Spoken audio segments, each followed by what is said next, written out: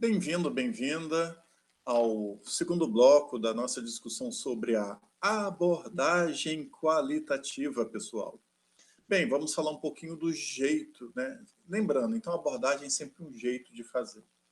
Eu tenho a teoria, né, que é aquela explicação sólida de por que determinado fenômeno acontece. Graças à teoria, eu tenho a capacidade, inclusive, de prever certos fenômenos, né? Eu tenho o método, que é o modo como eu investigo para obter, inclusive verificar se aquela teoria vai ou não vai explicar a realidade, né? E eu tenho a abordagem, que é um jeito de fazer. Então, veja, no método, o método é a ferramenta, né? Tá? E aí eu tenho métodos distintos, porque eu tenho ferramentas distintas para propósitos diferentes. Agora, é claro, eu posso fazer uma abordagem, talvez, né, mais qualitativa, né, ou uma abordagem mais quantitativa. E eu posso combinar ambos, tá? O que é, inclusive, na minha opinião, desejável.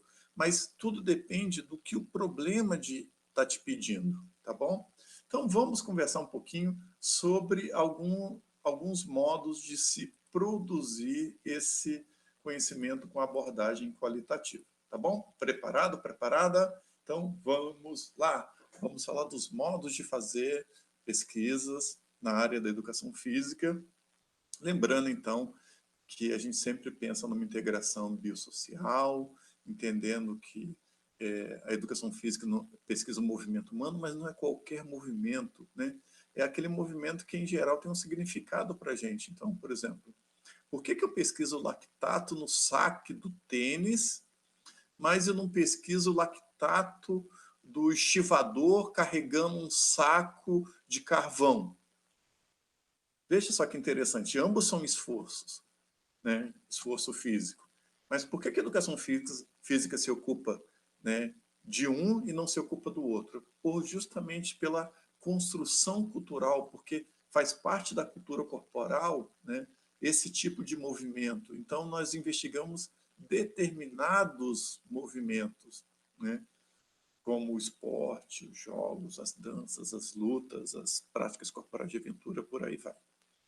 Bem, e aí, por justamente o estudo, o movimento que a gente estuda ser um movimento com significado, que é importante fazer abordagens que busquem entender este significado, que pode ser um significado cultural, sociocultural, histórico, né? Então, eu tenho várias abordagens que eu posso dar qualitativas, lembrando, então, que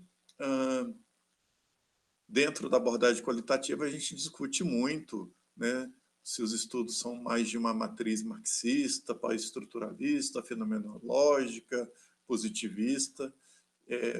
Isso daqui são... essas matrizes filosóficas, elas nos orientam como que eu devo buscar o conhecimento e qual é o significado de buscar o conhecimento, tá bom? Então, por exemplo, as abordagens qualitativas, geralmente, elas se pensam como uma crítica ao positivismo, né? E então o que seria o positivismo? Justamente o ideal, aquela matriz que busca o dado de forma mais objetiva possível, né?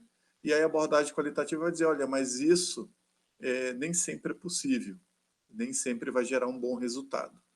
Então, algumas críticas ao positivismo, por exemplo, é de que o que a gente chama de verdade, às vezes é muito, né, resultado de quem explicou melhor, né, a realidade, mas não necessariamente que aquela explicação melhor feita, ela é a verdade, é apenas a melhor explicação sobre o fenômeno.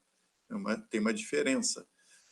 A segunda questão é que há um desnivelamento no nível de poder, né? Então, um pesquisador da Universidade de Oxford, que diz uma verdade sobre o Covid-19, parece que ele está mais autorizado a dizer do que um pesquisador do Instituto Butantan, né, ou da Universidade Estadual de Maringá. Ou seja, aquela crença positivista que é o nível de evidência que prova quem está certo, nem sempre se aplica porque tem questões subjetivas. Isso a gente vai ver num grande epistemólogo da ciência, que é o Thomas Kuhn, quando ele vai discutir a questão do paradigma. Fica a dica cultural aí para estudar. Bem, mas então, quais são as características da pesquisa com abordagem qualitativa? Primeiro, a visão holística, ou seja, tentar o máximo possível a não fazer recortes muito fechados do objeto, né? Então, por exemplo, lactato, né, do deltoide no saque do tênis, tá? Isso é uma visão muito fechada ali.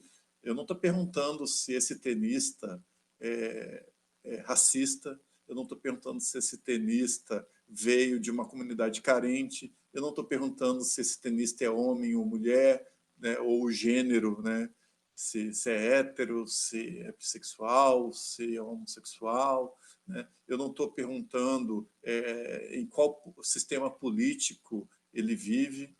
Então, a visão holística vai se preocupar com essas coisas, né?